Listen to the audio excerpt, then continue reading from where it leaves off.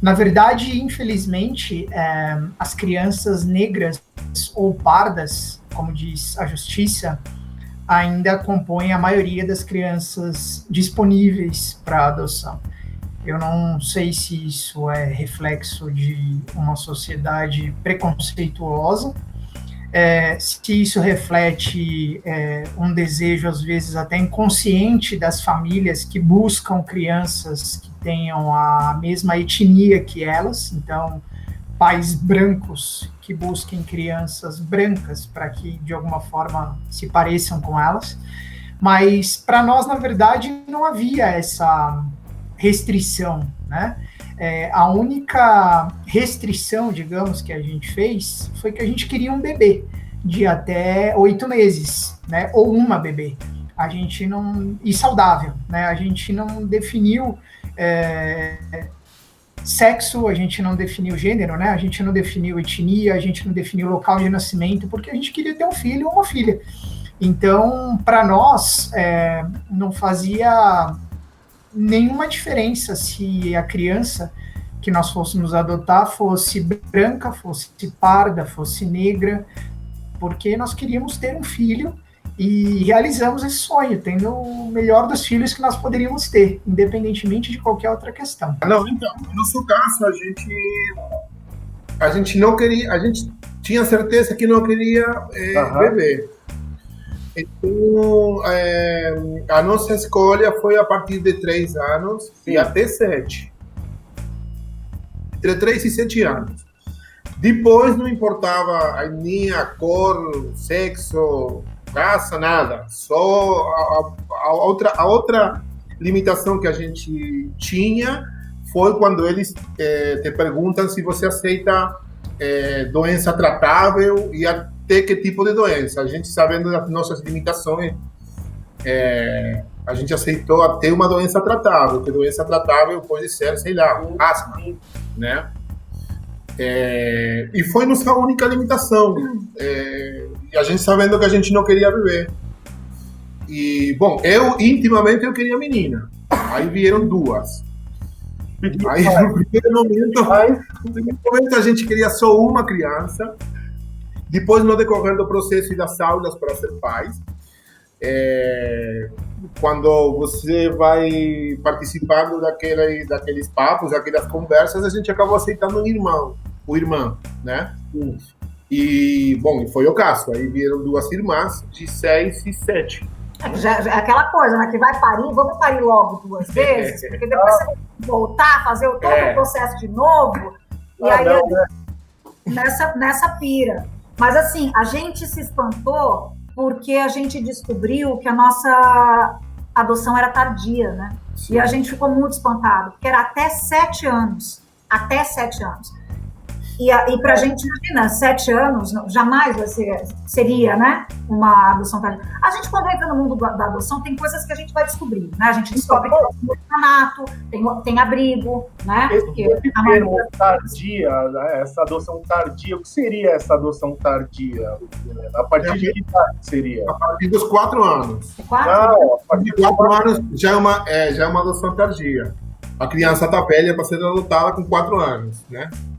Por conta da preferência desse perfil, Ricardo. Mas é que esse não é o único problema, tá? Acho que tem, no decorrer dos tempos, assim, dos últimos 5 anos, as coisas têm mudado, não é só isso. Tem uma morosidade da justiça, a gente tem que entender que o Estado, ele está para proteger a criança, né? Que não está procurando crianças para pais, assim, pais para as crianças, né? Tem isso.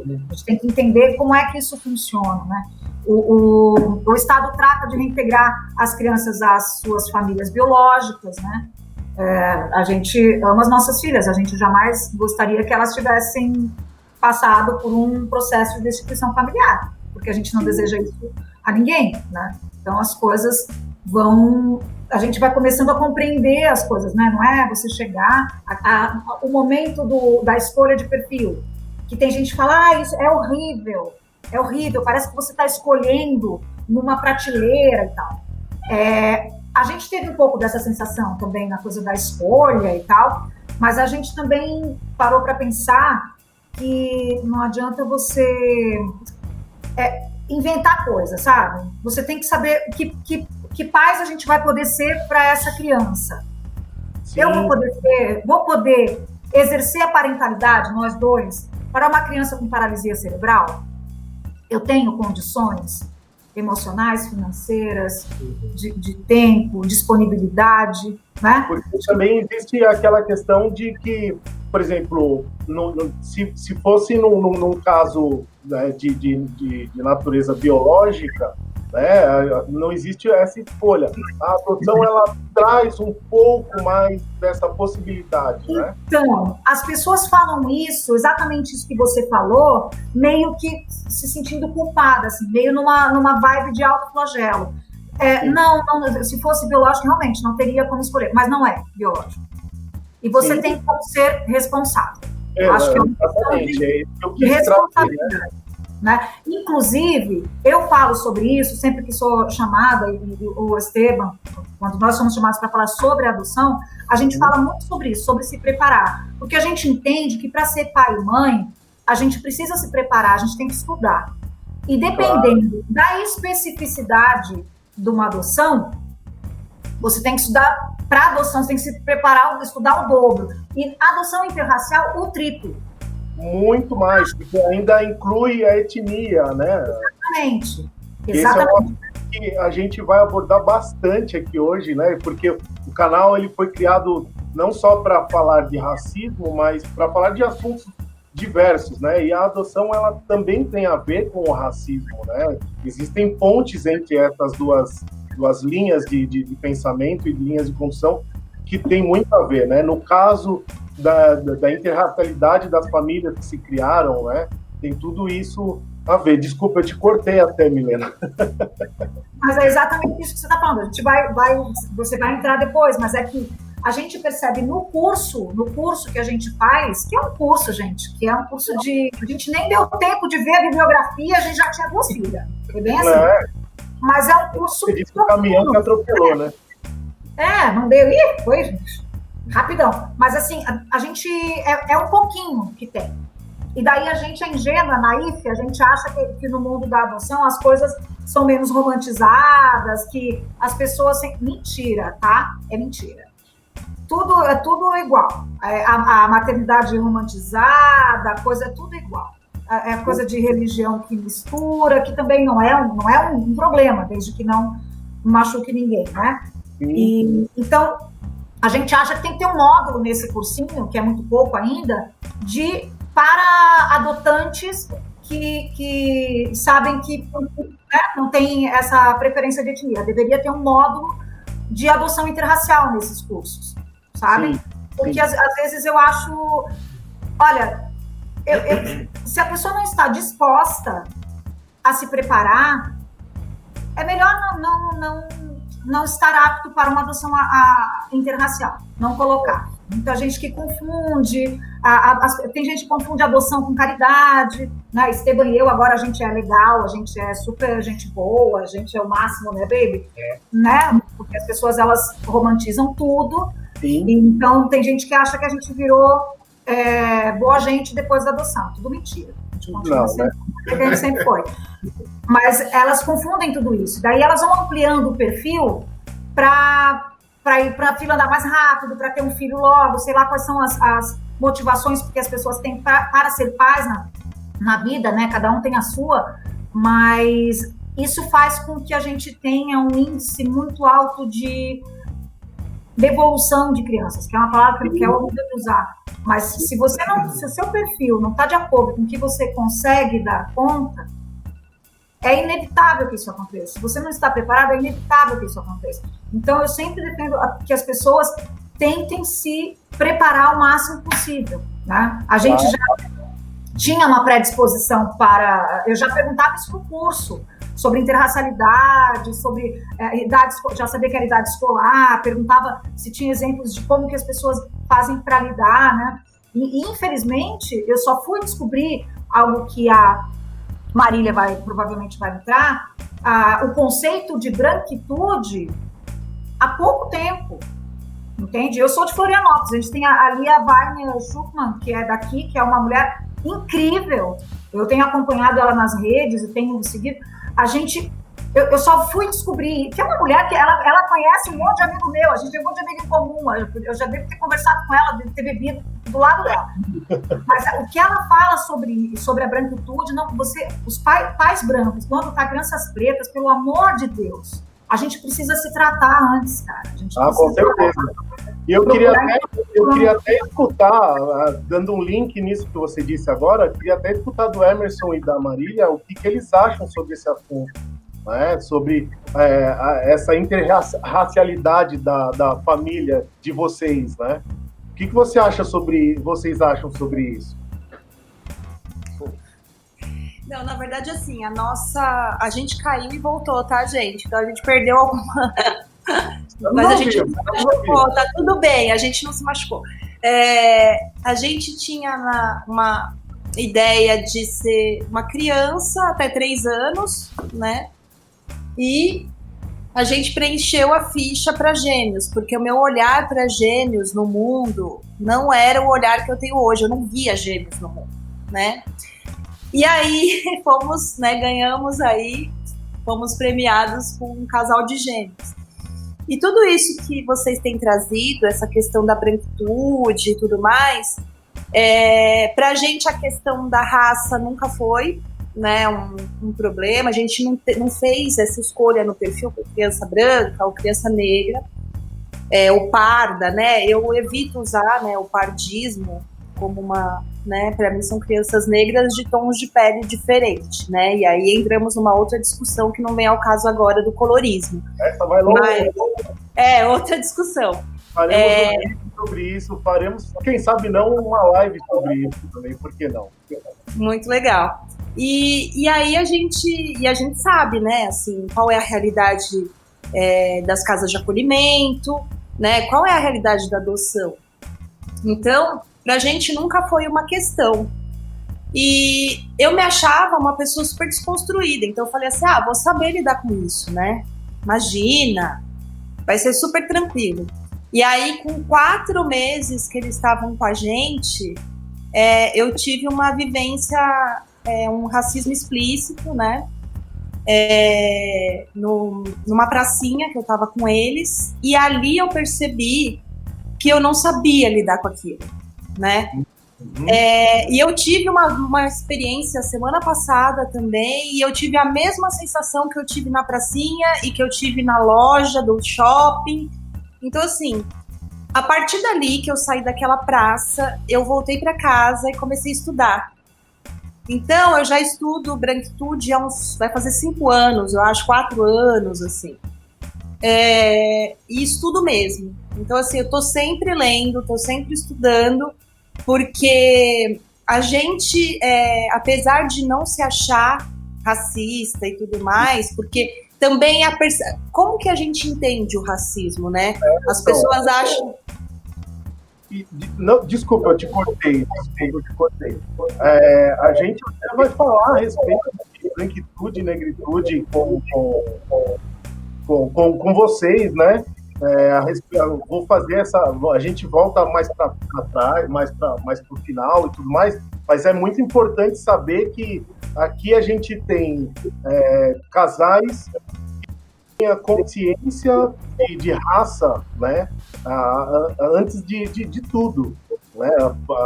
Apesar de serem famílias interraciais, não veem dessa maneira e sabem que são diferentes dos filhos, né? E fazem com que isso seja uma amplitude de vida. Vocês são brancos, eles são negros, e vocês sabem essa diferença, né? Eu acho que isso é muito importante para o desenvolvimento e para o empoderamento até dessas crianças, né?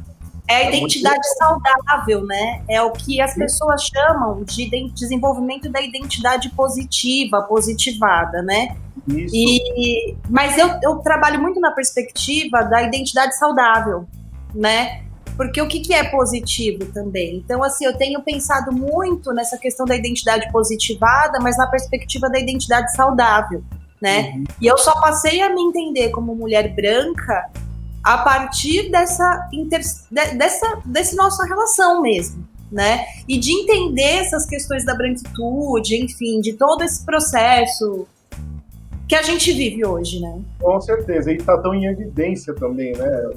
Nos tempos para cá parece que explodiu, né? A partir dos acontecimentos dessa pandemia na pandemia, né? É isso aí. Gente, ou agora... seja, Ricardo, diga. seja, para as pessoas que estão nos ouvindo, se você pretende adotar uma criança negra, respeite a história e a ancestralidade dessa criança, porque se você não fizer isso, em algum momento da vida, ela vai se descobrir negra tardiamente e vai ser muito ruim para ela. Então, permita que essa criança se descubra negra imediatamente e não tardiamente. Eu até escutando uma live da Milena, ela disse exatamente isso, de ter essa diferença e de entender a ancestralidade das filhas, né, no caso. Né, Milena? Você comentou isso numa live que você fez, eu acho que até no seu próprio canal, não é? No Guia Parental, não é isso?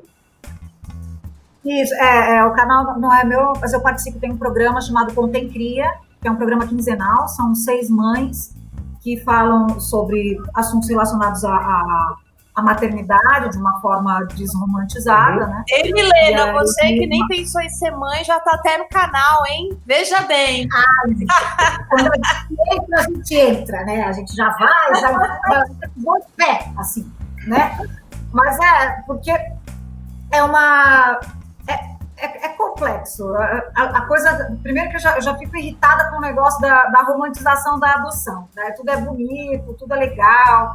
A história de que você, para ser mulher, tem que ser mãe também é um negócio que eu não acredito em nada disso. Marília, eu sou o oposto. Tipo, eu não teria casado, nem tão jovem, nem teria tido filhos se dependesse do entorno, sabe? Só para ser do contra. Tanto que eu sempre digo que eu só decidi ser mãe quando eu soube de verdade, porque racionalmente a gente sempre sabe, mas quando eu soube de verdade, sempre não, às vezes, que eu não era obrigada.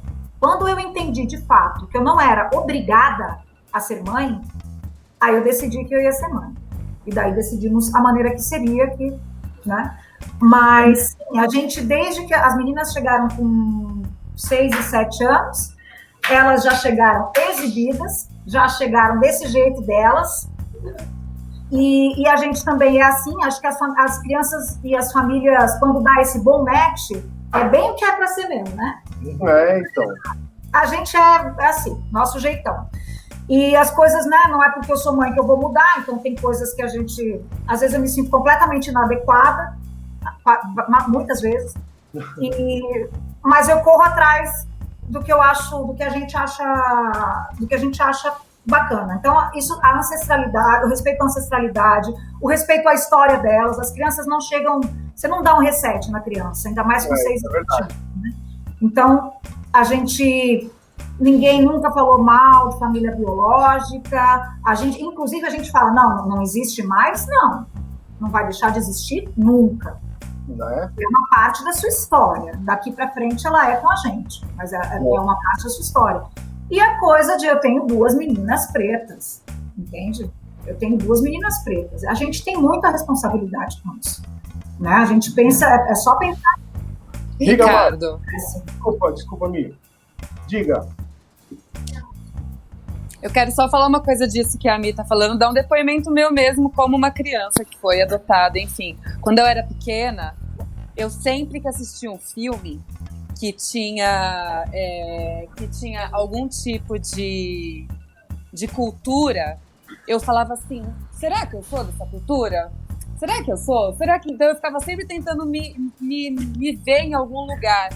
Então, isso que vocês falam sobre ancestralidade, sobre identidade, é muito importante mesmo. E depois que eu conheci a parte biológica, para mim foi muito importante para eu ter essa conexão com a minha ancestralidade, com a minha personalidade. Nossa, eu acho isso muito interessante. Desculpa te cortar, mas ao contrário de você, eu nunca quis conhecer minha família biológica, eu nunca tive esse desejo. Para mim, meus pais são os meus pais e eu simplesmente assimilei toda a cultura. Então, pra mim, minha família é aquela mistura toda. Tem húngaro, tem italiano, e tem português, tem espanhol. Pra mim, é minha família, ponto. Eu nunca precisei da minha família biológica pra procurar isso, entendeu? É muito interessante isso. É engraçado, porque eu sou italiana, eu sou neta de italiano, e quando eu vou falar sobre mim pra alguém, eu sempre falo, eu sou de família italiana, eu sou italiana, né? Só que, fisicamente, eu queria saber de onde que vinha essa raiz biológica, científica, não sei como falar isso. Não, sim, completamente entendo. Compreende o que eu te falo? Completamente entendo. Não, sim, compreendo. É que eu, particularmente, nunca tive essa vontade.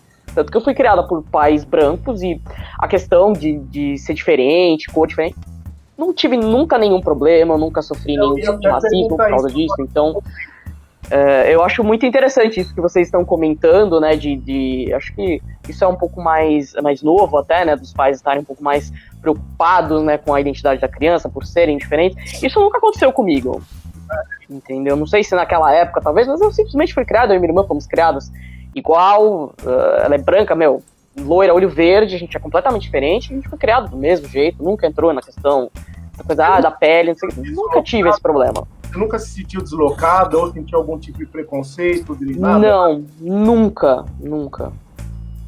Eu já. Eu já.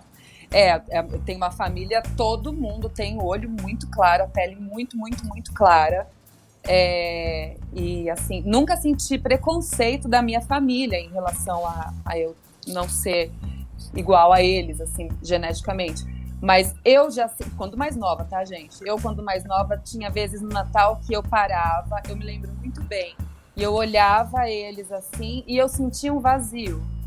Engraçado. E não foi falta de amor, não foi falta de carinho, não foi falta... É a minha história. Sim. E cada um tem a sua história, cada um tem a sua lacuna. Não é porque eu fui adotada que nossa, é super pesado. Não é. Você, Ricardo, por exemplo, que não foi adotado, eu tenho certeza que em algum Natal você já parou também e teve algum olhar em relação à tua família que te deixou, né? Então, cada um tem a sua história. Essa é só parte da minha. Por mais que eu não tenha sido adotado, enfim, mas existia sempre uma diferença, não entre as minhas famílias, mas quando você vai para outra família, por exemplo, um Natal, como você mesmo mencionou, de estar na casa de primos e tudo mais, você perceber a vida do seu primo, dos seus parentes, que é diferente da sua, já é uma forma de você se... Opa, peraí, pode ser que você esteja muito bem, pode ser que às vezes você se recolha. Eu não sei se é o mesmo sentimento, eu não estou dizendo isso com nenhuma propriedade, mas eu só quis tentar ilustrar isso de uma forma que cada um tem as suas questões, e que cada um tem as suas necessidades de entendimento, né? Nossa, eu acho isso muito interessante, porque eu e a Mari, nós somos quase o oposto, né? Porque você estava falando que você se sentia, né, quando eu era criança, um pouco deslocada e etc. E eu era o contrário, porque minha família inteira é branca também, todo mundo muito gente loira, muita gente com olho claro. E todo mundo ficava meio puto, porque quando a gente ia pra praia, eu que pegava o bronze, e eles ficavam tudo lá vermelho, ficava todo mundo puto. Então eu me sentia falando, opa, eu sou diferente, mas é muito louco, porque tá todo mundo se ferrando lá na praia e eu tô bronzeada, entendeu? Então foi uma dicotomia completamente diferente da sua. Ah, que legal. Gente... Ô, Ricardo, também eu queria colocar rapidinho uma questão bem importante. Eu acho que a adoção é uma parentalidade bem consciente, né? Então, eu acho que é isso que é legal a gente marcar, porque a gente escolhe estar nesse processo, a gente escolhe a espera ou não espera, dependendo do seu perfil. Então, eu acho que a adoção é uma parentalidade muito consciente, né? Eu queria fazer só esse parênteses, porque você vê a história da Mari, não consigo enxergar. Você vê as histórias e você vê as histórias e você vê a consciência que se tem, né, nesse processo. Então, eu acho que isso é legal de marcar também desse tipo de, né, da parentalidade por adoção. Claro. Pode falar, Rica? Sim, com certeza. Acho que o fato de ter sido escolhida é algo extremamente forte. Você fala, não foi um acidente. Foi ali, foi a dedo, foi ali, ó, quero esse. Né? Parece que foi uma mãozinha lá de outro lado e falou, né, vai ser isso aqui. E pronto. E foi exatamente essa fala que ela disse agora, que a minha psicóloga, de quando eu era adolescente, que eu fiz, que um dia ela me trouxe essa fala, do você foi escolhida. E foi naquele momento que tudo fez sentido. Ela falou, não foi você que escolheu seus pais, você foi escolhida. Eles te escolheram, você veio pra... E aí fez sentido, entendeu?